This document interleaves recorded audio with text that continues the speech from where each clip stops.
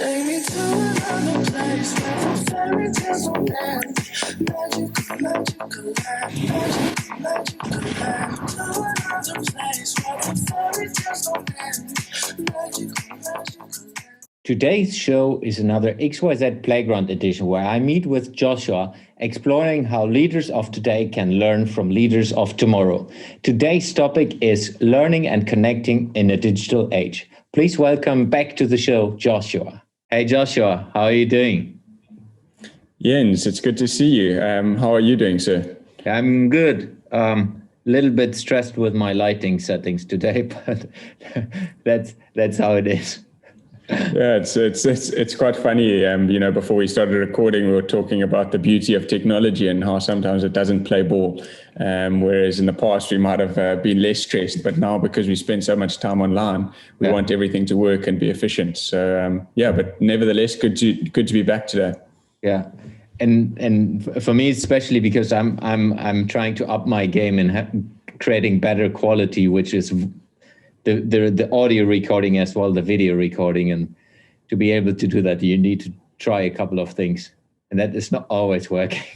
Now, I guess maybe it's lucky that you embrace prototyping, so it means that you can always do something better the next time. Absolutely, and that perfectly fits as well to the topic we have set ourselves for today, which is learning and connecting in a digital world. So let's look at it from a personal perspective first. So, I mean, specifically in COVID times where we are now in, we're recording this right now in mid of March 2021. I mean, specifically over the last year, we have learned to adapt a lot of things, and depending a little bit to how you lived before. But how is it for you? How did you think differently and learn and connect differently in the digital world over the last 12 months, and maybe as well how it was before? Yeah, I think that's a great starting point. And maybe let's wind the clock back a couple of years and say, let's look how technology's evolved. And there's certain key things that we might link this to. And maybe the first is the evolution of the iPhone. So the date's 2007. And I was still back in high school when that happened. And that certainly changed the way that we utilize the mobile phone today. And then the second was obviously iTunes and how that changed in terms of mobile apps and what we have available today. So those are maybe two dates to think about and to go and maybe research for those who are listening and watching, because those were two major technological shifts that influenced the digital world that we have today.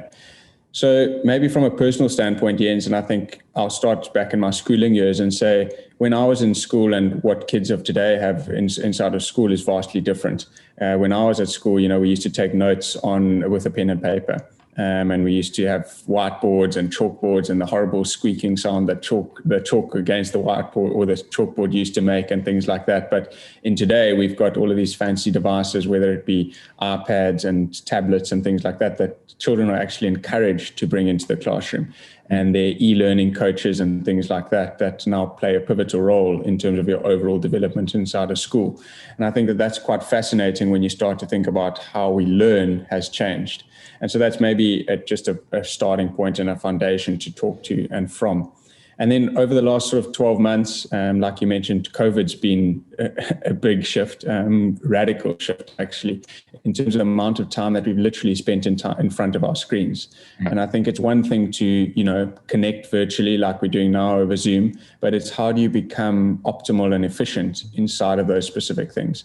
And also how do you actually learn and continuously learn inside of those environments? Because spending time on screen and digitally connected is one thing, but what are you actually changing in the way that you operate, which I look forward to unpacking with you today. Yeah. It's quite interesting when you talk about school, because for me, I left school, like the real school, 1996. It's a couple of years further. And there was still no smartphone. It's like it was still like my first phone was one of the old Nokia phones, which I loved at that time. And the main communication went from, so when I got my first mobile phone, it was basically going from talking over the phone once in a while with my friends and agreeing where we will meet to text messages. And I still remember, because at that time you needed to pay for text messages separately. And it's like for each text message, you need to pay something. It was still like the early days. And I was always reaching the 100 text messages per month. And it's quite funny. If you think about like comparing that today, which is like if you take WhatsApp or any other messenger, it's like it's almost 2 days, then you have 100 full easily. Yeah. So that's fascinating, and it's just sort of sparked a memory inside of my own head in terms of snakes and ladders, and I'm sure you would have played that on those old phones as well. And it's again interesting to think about how we've evolved and learned through different technologies, but yet inside certain product development spaces today, they actually take the designers that are designing those products and they take them way back to those in inverted commas or half in quotes, simple games like snakes and ladders that we used to play, because of the way that those games were designed and how they can teach us so much about the space that we're navigating today. Yeah, and I think there's as well, I mean, it's also psychology of building something that's working from a business perspective. So there's, of course, this sentimental part where, because like you know it, I know it, a lot of people who have been grown up in the first phones have been addicted to this game. So if something comes up again, then it's pretty much working from a business. I'm pretty sure that it's a little bit of that angle as well. But it's quite funny because, I mean, I'm grown up almost with digital, though I wasn't. I feel a digital native compared to a lot of others. I mean, if you just take my friends and so on. What was quite interesting, if we talk a little bit about the connecting, what happened in my development over the last years was, it was the first big shift was when I was moving away from my hometown when I was 20 something and going somewhere else for a year. So I was living on an island for a year, far north in Germany, so that was the first shift in a different way of communication. And then the biggest jump was basically when we moved outside of Germany, when we moved to Russia, where it's basically there was already the smartphone areas where you go from meeting your friends to only digital over a whole year. And then you go into learning how you use the phone in a different way. And that's a lot of texting. And I think I'm still a lot of texting based, because I come from the SMS age. Maybe that's still the connection to that.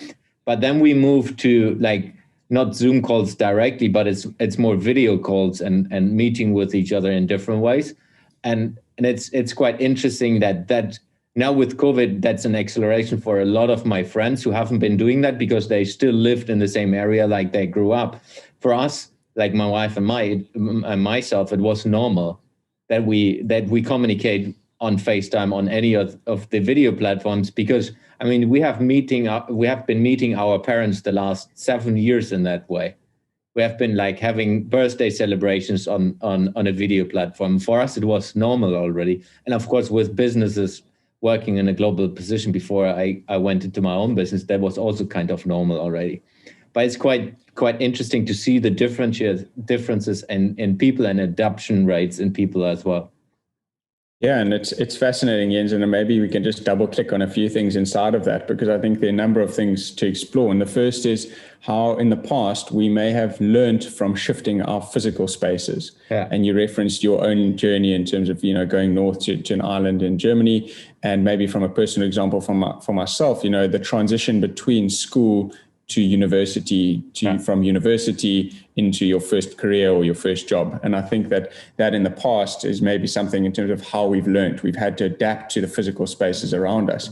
And that's something that's quite interesting when you think about it from a digital side of things. And what tools do we have available in front of us on our computers, in the worldwide internet, that allow us to learn? And I think that especially in terms of the last 12 months, there's specific things that we can learn from the way that we've interacted with those spaces around us, not so much from a physical, but more from a virtual standpoint. And maybe just to highlight one example in that space, and it links back to Clubhouse. And those who aren't familiar with Clubhouse, I'd highly recommend exploring it and looking into Paul Davison, who's one of the founders of it, and just understanding how he conceptualized that product. And Jens, it was actually a couple of weeks ago where you invited me into a room talking about barefoot running. And it was a conversation early Friday morning. I receive a message from Jens, hey, join me in this room.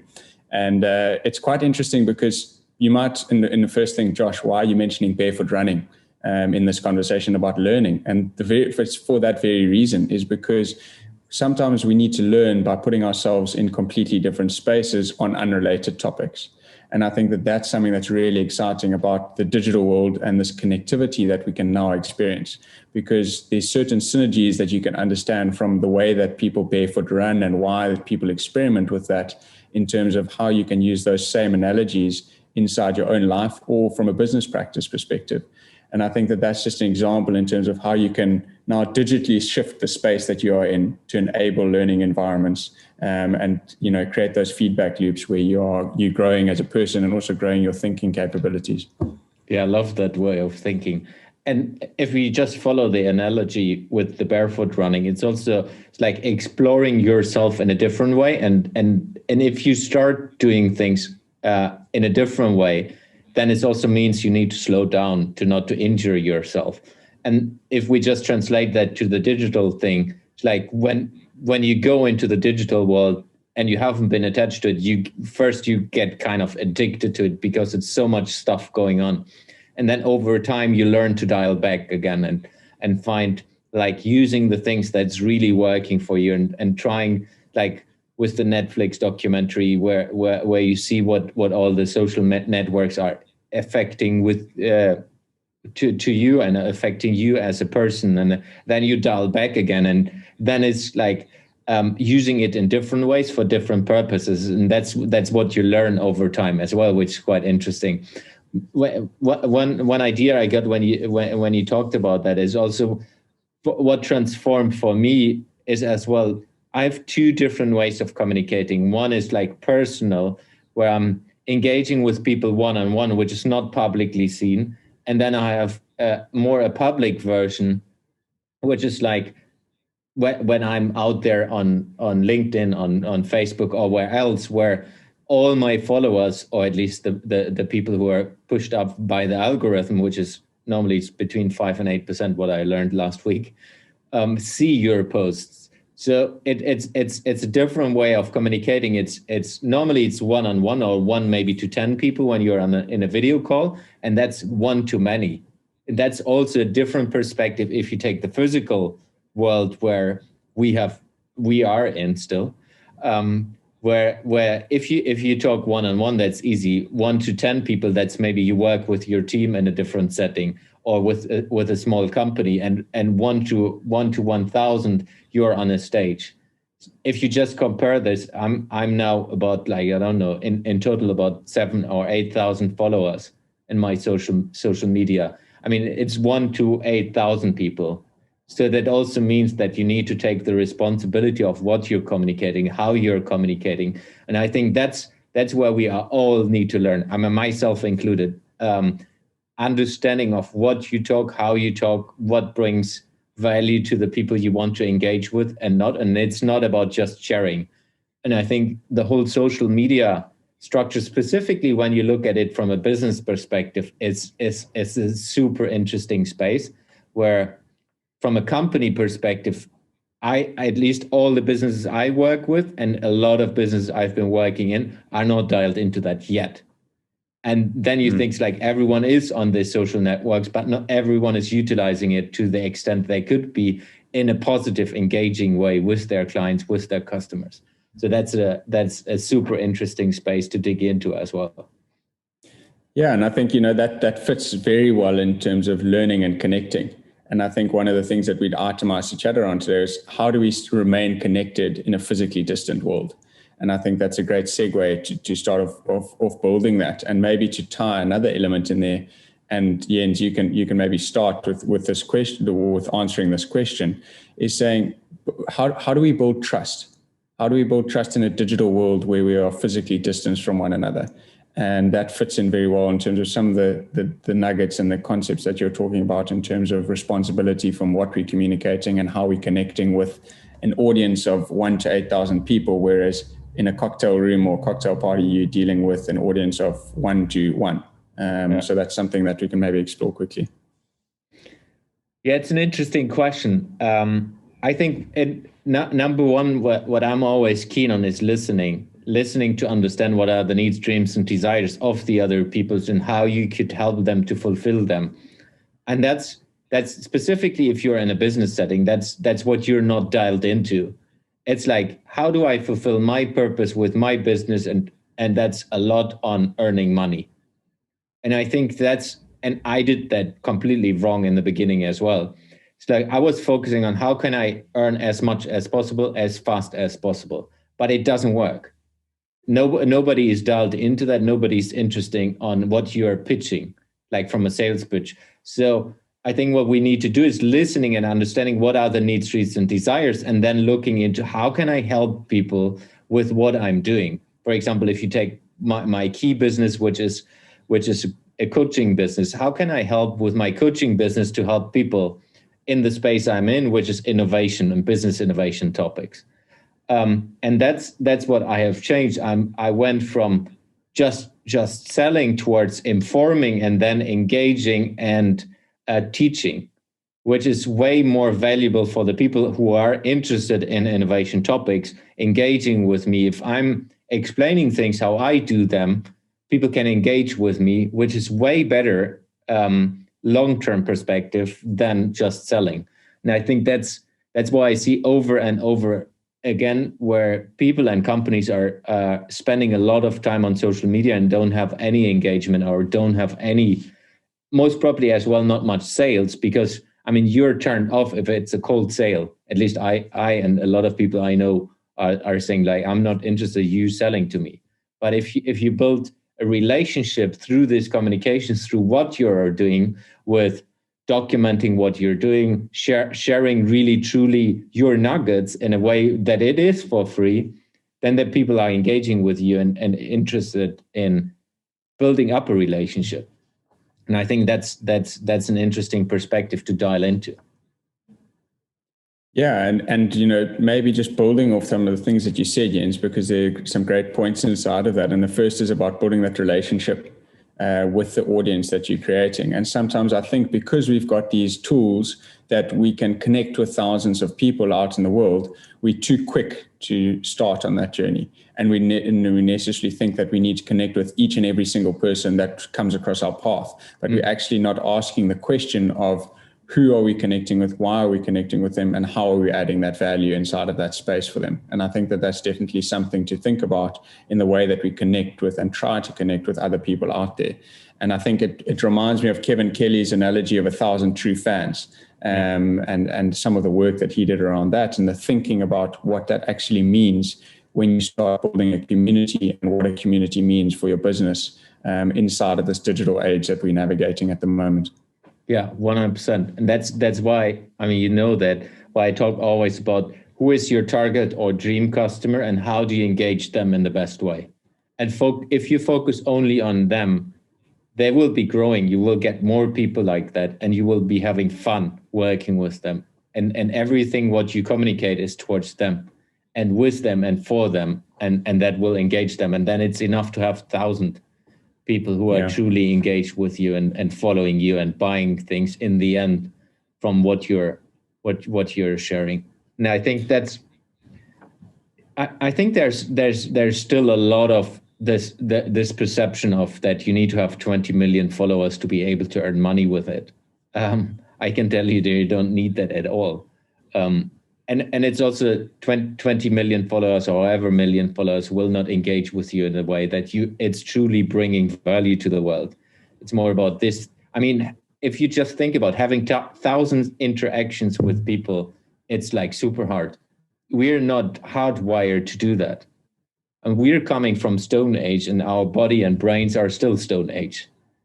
Just the technology we have, which is like this phones and Zoom and so on, that helps us to do things differently, but we're still hardwired in a way of, hey, we are a group of 5 or 6 or 10 people, and that's the maximum we can properly deal with. And I think that's what we need to learn in a digital age as well, to how do we communicate that it's not disrupting the information flow that is engaging with the people. So there's a lot to learn. Yeah, and I think Jens, love those points, and just maybe quickly on two things. So the first is around connection. And I've worked with brands in the past where people have been fixated on followers. And you mentioned, you don't need 20 million followers to actually convert or create an engaged audience. And I think that certainly in the circles that I've worked in, and both from a personal and professional capacity, I've experienced far greater improvements from growing a brand and developing a thing over time with creating an engaged audience from the start. Yeah. And it's difficult for people to get their heads around that because they don't realize that creating something takes time. And in this digital age, I think we've become very focused around speed and saying that in terms of building out relationships, we now think because we can go and reach 10,000 people with one Facebook post or 1 million people if we put some money behind it, we now expect this engagement and this engaged audience to grow far faster than if you and I were to go into a cocktail room and have to try and build a business with 100 people that are inside of that room and actually get to know them on a far more personalized level inside of that space. So that's definitely something that I've experienced, and I would echo a lot of the things that you say. And then the second element is around, you mentioned it a number of times in the last little bit, is around what are you actually doing for the people that you're trying to connect with? And I think that that's something that we've chatted about in previous conversations in terms of the people, one, that you're connecting with, but what is the actual value that you're doing for them or with them? And I think that that's quite interesting when you start to think about business models and the future of the space that we're creating, because you're immediately creating or giving something to someone before you're expecting something in return for them.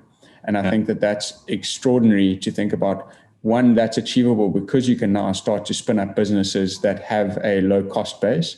And so then you can build out that connection. But I think, just as much as we like to learn in certain stages of our life, we need to learn as much from the customers and the people that we're connecting with to actually truly identify with what they are after and what they're looking for in the experience with us that we're creating. Yeah, and if we just take this as an analogy, and I always use the bakery example in a lot of videos and stuff I'm sharing. It's like if you work in a bakery, then you have an engagement with the customers because you meet them, and there are customers who are coming every morning and buying bread, or every week, or every now and then. So you basically if they're well, if they're not well. If they're not coming for 2 weeks, then you ask them, hey, where have you been? If they come back. So that's an engagement you're used to be doing, and in a digital world, that's not working like this because everyone is using the technology in a different way for them, and then of course the whole algorithm part, which is changing constantly in the background, also means that's why I mentioned, like, if I'm posting something, it's only be seen by 5 to 8 people. 8% of the people who are connected to me, because the network is protecting the people as well with the spam you're shooting out. And I think there are different ways of how you can approach that strategically. One thing is you need to increase your content and then find out the nuggets that's working for you and engagement, and then doubling down on the ones that are working. And I think everyone, you that's why I started with listening. You need to understand how do you reach certain people, and then as well, if you look at from a company perspective, what different platforms are your customers in? Are they, if you just take the obvious ones, are they on LinkedIn, which is more a B2B space and a little bit B2C, or are they more on Facebook, where they are as a private person looking into?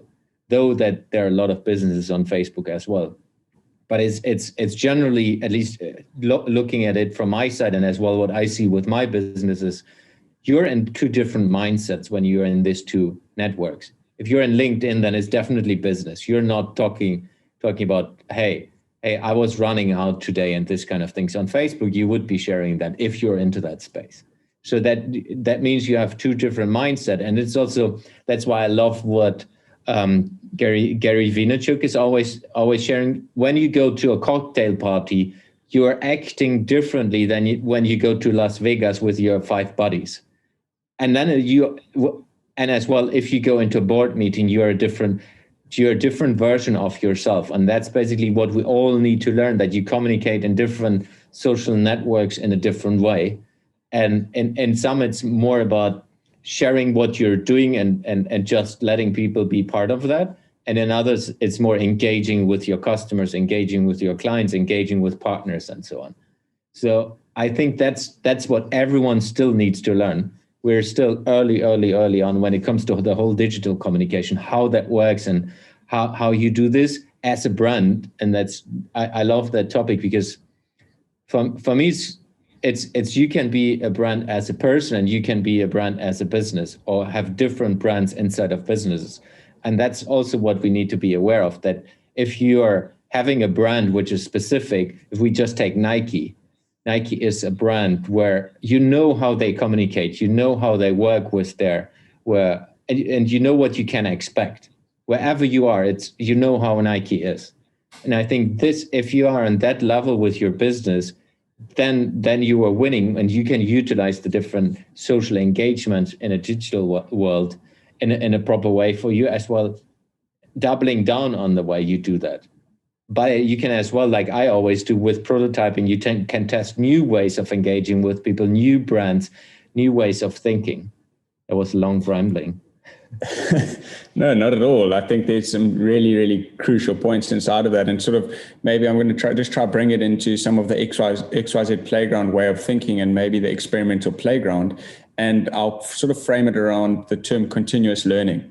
And I think, why that is relevant based on everything that we've discussed today, and particularly the points that you just mentioned, Jens, is because I think sometimes when we think about learning is that we think about moving from A to B. And if you think about it in a schooling setting, you go from when you are 9 years old to when you are 18. Mm-hmm. And what have you learned inside of that framework? And it's basically, you get told that you go to school or you learn something to help you navigate what is next. And I think that space needs to sort of be disrupted. And it needs to be disrupted in the sense that you need to continuously learn. So yes, brands need to work towards this new digital future that we were in, both present and what that future may look like, but it's continuous. It doesn't necessarily stop. And I think that that's something that we really try to emphasize in the XYZ Playground way of thinking, is that we're saying we don't have all the answers right now. We've got the tools, and we're creating a canvas and a playground for you to come and think inside of that space, to test, learn, pivot, prototype, and not necessarily have that pressure in terms of the real world, in air quotes, that you might experience inside of your business. And I think that that's something that's definitely poignant in terms of thinking about learning and connecting inside this digital world that we find ourselves. Yeah, 100%. And I think that key to that point is as well what companies, and specifically the big ones, need to get out to, that they are perfect in whatever they are doing. They need to step back and take the humility on saying, hey, we don't need to be perfect because the world is not perfect. So how can we truly connect with the individuals as on a personal level, in a way that is resonating with them, and just have an open conversation with youngsters, just have a conversation with the customers and so on. And I think that's connecting it back to the XYZ Playground, which is the reverse mentorship understanding of what we're building up and looking into, is how can you use that? And it's not necessarily with us. You can do that inside your business. Like, how can an executive management team engage with the young talents of the organization? How can they build an organization around trust and a relationship where they truly learn from each other, rather than where you have an ivory tower where, yeah, that's the headquarters and the management, and then you have the workers, the blue collar team, to just get the work done. And I think this is also where big transformation will happening due to the digitalization, where, I mean, a lot of big companies I've been working with and engaged with over the last years, they're not there yet. I mean, from their base digital tools, they're not there yet. If you just work, and a lot of listeners might be working in a large corporation where, I mean, it's hard to get the newest technology in because it need to be so secured and dialed in with all the budgeting processes and so on that you're always 5 years later. And just to have the basic setting, it's 5 years later to what's going on. So then you can imagine if we just talk about Clubhouse, which came out last year, most of the big companies are for sure not in and will not be in the next 5 years. And then for a lot of ones, it's too late to build a brand instead, except you have a huge, strong brand like Nike. If Nike would go in, they will still gain a lot of it. But I think go ahead. And maybe, as you know, just quickly to explore something there is in terms of the adaptation and adoption. So we're living in a digital world, and now we know that we need to learn how to play inside of that digital world, but we also need to learn how to connect. And I think sometimes, you mentioned it earlier, is that we become so flustered with all of these digital tools at our disposal. And, which ones must we use? Must we use YouTube, Vimeo? Must we use Clubhouse? Must we use Facebook? Must we use Instagram, to stay with the social media theme? But how do we actually grow from that? And I think, one thing is adapting, the other thing is adopting it. And, to maybe take it back to, because I know that you've picked up your training regime again from an Ironman and a triathlon perspective, but and this is, again, maybe bringing it to the barefoot conversation again, is saying we grow through stress and rest. Yeah. So what I mean by that is we need to go through stressful phases, i.e. that's why we train, but we also need to be conscious of rest inside of that space. And I think that when we deal with, external change like the COVID-19 pandemic over the last 12 months, we've been forced into many things. We've been forced into a digital-first engagement, digital-first environment. But have we necessarily thought about how are we learning inside of that space and how are we connecting? Because if we don't rest, then we're not going to be able to grow inside of this space, and we're going to be continually playing catch up inside of this environment in which we find ourselves. Absolutely. And I think that's so key. I mean, not just in this digital topic, it's part of life where you're going in waves where you need to take rest in between and step back and understand. That's why I'm often talking when I'm talking about these things, it's like life and careers and business is like a dance. You need to take 2 steps backward to be able to take the next turn and to do 2 or 3 or 4 steps forward.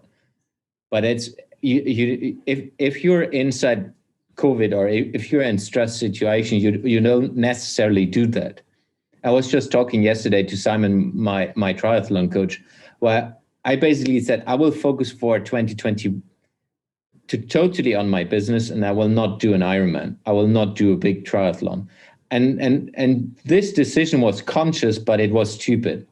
And I was telling it to him yesterday because I was slipping in my training regime, in my long-term. I've built out this long-term endurance stuff, what I did over years. And I basically lost all of that in less than a year. And I'm starting not from fully zero, but almost zero. And I think that's, you need to have an understanding of how you orchestrate that for yourself. And sometimes just build reminders in for yourself as, hey, be aware of that you need to take a day off. And that's in sport, in relationships, in digital topics, everywhere. And I think that's what we're not used to, because it's so fluid. Everything is like building, and maybe that's the German thing, building a structure for yourself that works. So I have, for example, if you look into the whole social media, and you know that, I've built up a social media strategy which is high level but detailed on a weekly basis, where I know exactly which post goes out where and what's going on. If we take this into my relationship management, and that's more a CRM perspective, but I do this if we just take the private perspective, I've learned that over the last, I'm using that since like 5-6 years, where I basically have a reminder for every person that is important for myself. And that's sometimes it's 2 weeks, 3 weeks, 4 months, whatever. Have I been in contact with that person? Yes or no? So it's just a reminder that pops up in my phone. Have I been in contact with Joshua over the last 3 weeks? And if I haven't been, then I will ping you. Then I will check out, hey, how are you doing? What's going on? That's just a small reminder for myself to as well focus on the important thing, which is relationships, with having an engagement, having a discussion. And sometimes it's just, hey, how are you doing what's going on, and then it's okay. But you're in contact. You're still attached, and of course you can't do that with everyone you know. But it's more about the people who are important for you. And I've done that over the last 5 years, and that also helps me to keep relationships. And then I'm using, of course, social media in that way, but it's more in a structured way. Yeah, and I love that in terms of, sort of coming to a close in today's conversation, is because you've brought it back to people. And you've said how you've learned and used tools in this digital world to stay connected with people around us. And even though we're sitting on other sides of the globe and have never met in person, we still remain connected virtually. And I think that that's quite an exciting space. And I'll share in the show notes with Jens later when this episode is published. But some thoughts around what is the future of virtual reality and augmented reality. And I think that that's quite an exciting space. And we'd love to unpack that in future discussions going forward, because today we've really focused on how do you learn inside a digital environment and how do you remain connected with those people around you. And I think that is a future topic that might not see the light of day, at least in its best form, in the next 10 years, but it's definitely quite an interesting space to think about, because at the end of the day, it always comes back to the people that we connect with and how do we serve and create for them better than we're doing now currently. That's a great idea. And we could bring Anna in, a friend of mine who is expert on virtual reality, and she's working in that space. So maybe we can have a triple conversation, like the three of us on that topic. Awesome. Yeah. Cool, Jens. Cool. Well, do you have any parting words to wrap things up? Yes. It was great. Today we switched a little bit the roles. Joshua was asking way more questions than I did, which is always fun. It's still prototyping. Now for everyone who is listening, it's an exciting topic, and Joshua and myself are very, very much into the human relationship and interactions with a lot of people. So if you have comments where you either like or dislike what we are saying, where you want to add something, please comment wherever you see the video or the audio version of this. Follow us on the XYZ Playground, which is a reverse mentorship platform we are building up, where we connect with young thinkers and experienced thinkers, where we try to make them in a way that the reverse mentorship is in a way where it's not where the mentor is the old person mentoring the young person, where we turn this around, where a young thinker is mentoring an executive who is an experienced leader. So if you're interested in that, check out the xyzplayground.com website and get in contact with us, or just post anything on this video or audio. Thank you very much for today, and see you next time again. Thanks, Jens. Ciao. Ciao. Take me to another place where the fairy tales don't end. Magical land. To another place where the fairy tales don't end.